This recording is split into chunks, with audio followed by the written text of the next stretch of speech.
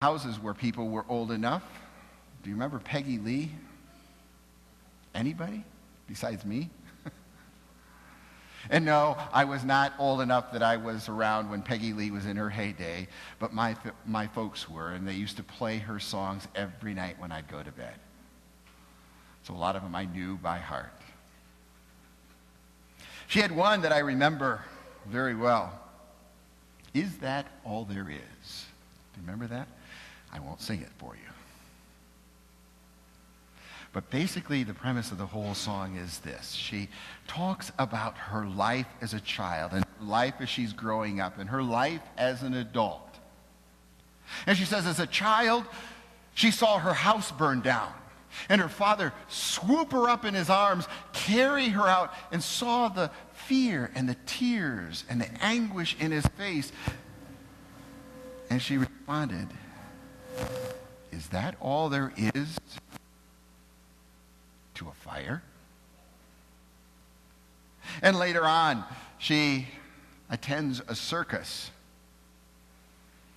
And through all of the disappointments there, says, is that all there is with a circus? And later on, she falls in love with a handsome young man, and he breaks her heart. And she says, is that all there is with love? Is that all there is? Then if it is, then let's keep dancing and moving. In other words, let's eat, drink, and be merry, for tomorrow we die. Okay, I didn't say it was a happy song. It was a very gloomy song. It was one of disappointment. It was one of fear. But that's what Paul says our carnal living leads to. We think that it's going to do all these wonderful things, and yet in the end, all we respond is that all there is?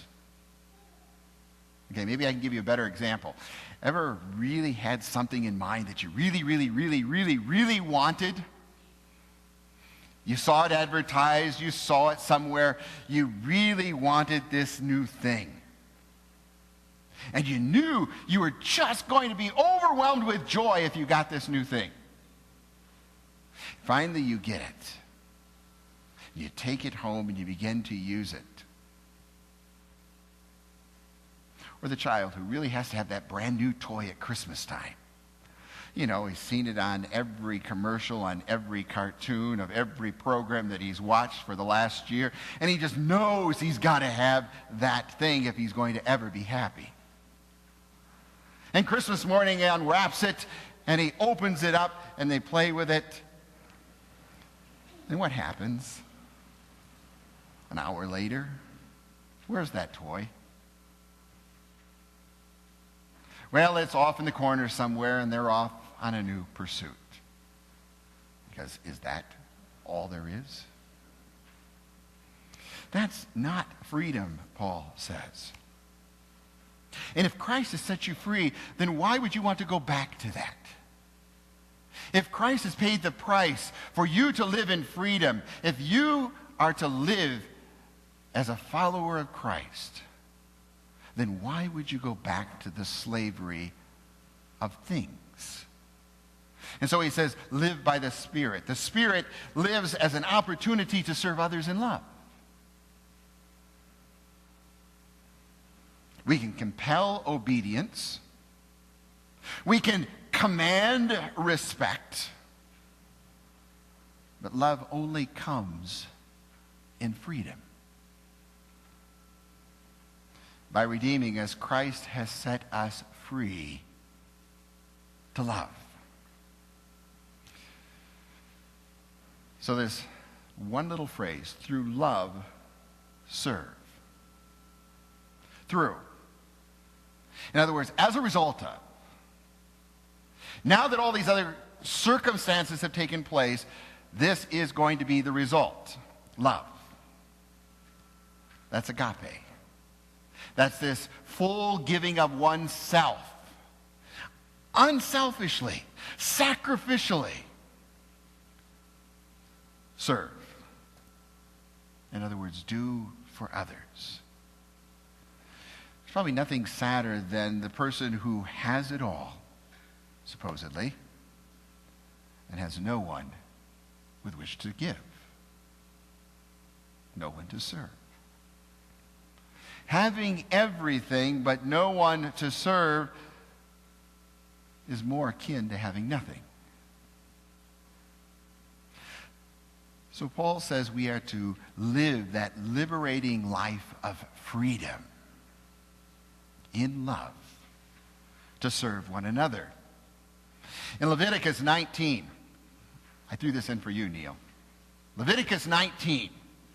Do not seek revenge or bear a grudge against anyone among your people, but, or as Paul says, only love your neighbor as yourself. Why? I am the Lord. When I read that first, I thought, okay, that sounds like my mother.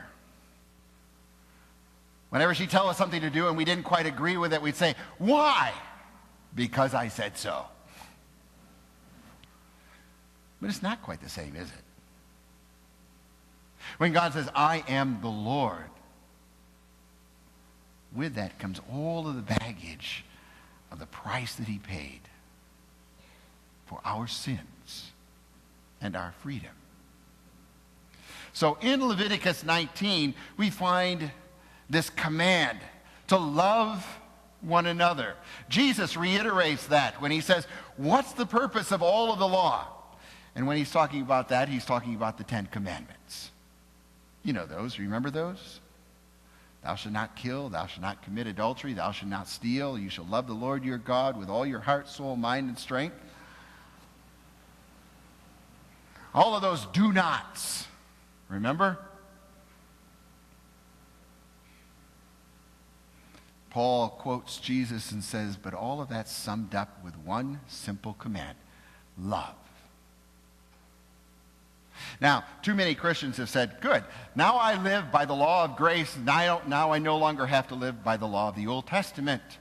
I don't have to live by all of the commands. I now live by law and by grace, so I can do whatever I want. In fact, even Paul was accused of that.